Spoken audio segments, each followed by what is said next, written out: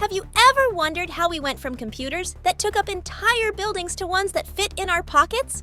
Today, we're going to dive into the fascinating evolution of computers. Hello viewers, welcome back to CQS. Let's get started. Take a look at this. On the left, we have ENIAC, one of the first electronic general-purpose computers, and on the right, a modern smartphone.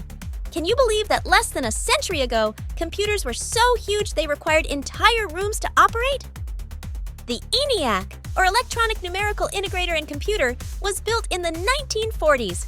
It weighed a whopping 30 tons, contained 17,468 vacuum tubes, and consumed about 150 kilowatts of electricity. Despite its size, it could perform just 5,000 calculations per second. To give you some perspective, the ENIAC was roughly the size of a small house, but it was a groundbreaking invention, paving the way for the development of more advanced computers. Fast forward to the 1960s, and we have the IBM 1401. This was one of the first mass-produced computers, and it marked a significant shift.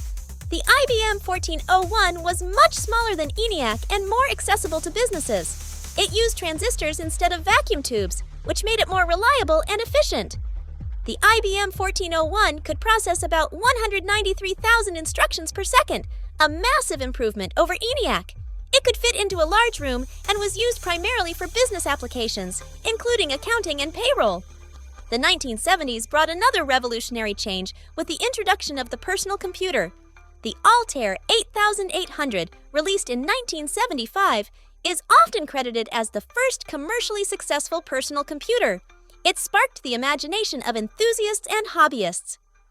The Altair 8800 was sold as a kit that users had to assemble themselves. It didn't have a keyboard or monitor. Users had to input data using switches and read the output through blinking lights. Despite its limitations, it was a massive hit and led to the birth of the personal computer industry. In 1981, IBM released the IBM PC, which became the standard for personal computers. It featured a keyboard, a monitor, and a disk drive, making it much more user-friendly. The IBM PC used an Intel 8088 microprocessor and had a starting price of around $1,500. It could run various business applications and games, making it popular among both professionals and hobbyists. The 1990s saw the rise of the Internet, which transformed personal computers into powerful communication tools.